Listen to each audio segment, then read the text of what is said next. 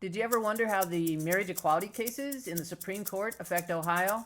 Well, we did, so here are the answers. The first case goes by many names, like the Proposition 8 case, or Hollingsworth versus Perry, or just the Perry case, and it had a long legal route to the Supreme Court, which was full of wins and losses.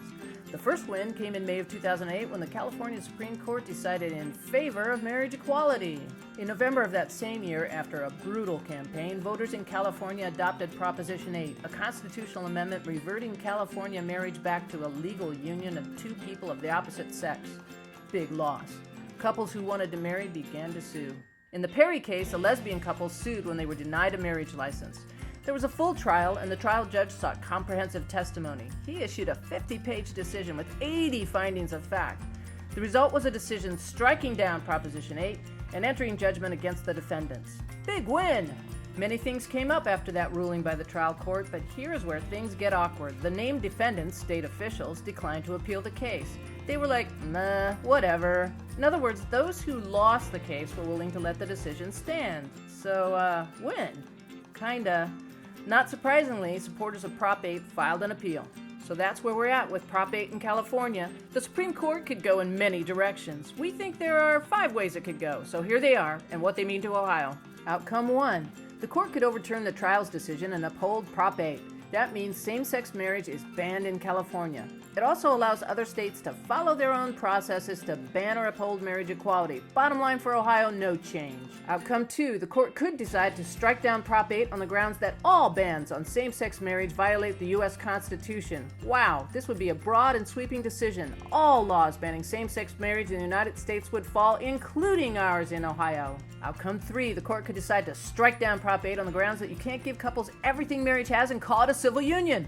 California would have to allow full marriage equality. This might affect some other states that have civil unions too, but Ohio doesn't have either, so it wouldn't affect us. Outcome 4, the court could decide to strike down Prop 8 on the grounds that California was not entitled to end marriage equality once it had been okayed by the California Supreme Court. This brings back the right to marriage equality in California, but in Ohio, like other states, we'd still have to find our own path to marriage equality. Outcome 5, remember how the state officials were like, let the marriages happen? Well, since it wasn't them who sued, it was the Prop 8 supporters, it is possible that the court could decide they don't have standing to file this appeal. Basically, go home, stock up on rice, get ready to throw it. Marriage equality continues in California, but legal experts think that this would have little to no effect on marriage equality in any other state, including Ohio. Now for the second case, the one challenging the Federal Defense of Marriage Act. New Yorkers Edie Windsor and Tia Spire were together a long time, and then they got married in Canada in 2007. Tia died in 2009. By then, New York legally recognized same-sex marriages performed elsewhere. After Tia's death, Edie was required to pay a lot of taxes on her inheritance of her wife's estate. This happened because Section 3 of DOMA says that marriage is only between a man and a woman. If Edie's marriage was treated the same as opposite-sex marriages, there would have been no taxes. This is a case where the law treats same-sex couples differently than another group. This creates a possible claim that the law does not equally protect everyone under the Constitution.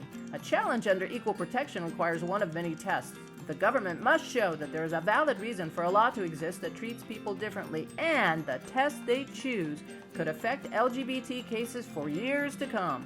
Similar to the Prop 8 case, the Justice Department indicated they're not interested in defending DOMA anymore. They're just not into it. Not long after, the Bipartisan Legal Advisory Group of the House of Representatives, BLAG, filed to enter the suit to defend DOMA. Yes, the people opposing marriage equality are called BLAG. Okay, now listen up, because I gotta talk fast. The trial court used the lowest standard of review, the rational basis test, and ruled that Section 3 of DOMA is unconstitutional. Then it gets complex because the government agreed with the decision but filed an appeal to allow BLAG to defend the issues of constitutionality. To further confuse things, while a technical issue was pending in the appellate court, Edie's attorney filed with the Supremes. Back at the Court of Appeals, they decided that Section 3 was unconstitutional. Instead of applying the rational basis test, the court said that the second level of judicial review should be applied. Using intermediate scrutiny, the court found that there was no basis for treating same-sex couples differently under the law. Now back to normal speed. Several different appeals by the parties landed this case in the Supreme Court. We think there are 3 ways it could go. So, here they are, and what they mean for Ohio. Behind door number 1, the Supreme Court could decide that DOMA is in violation of the U.S. Constitution's Equal Protection Clause clause using whatever test they figure is appropriate. Bottom line for Ohio, our statewide same-sex marriage ban would remain. However, couples legally married in other states and living in Ohio would be federally recognized and subject to the more than 1,000 federal laws, programs, and benefits. Behind door number 2, the Supreme Court could decide that DOMA is not in violation of the U.S. Constitution's Equal Protection Clause using whatever test they determine is appropriate. The ruling has no direct effect on existing state marriage equality statutes or on same-sex marriage bans like we have in Ohio.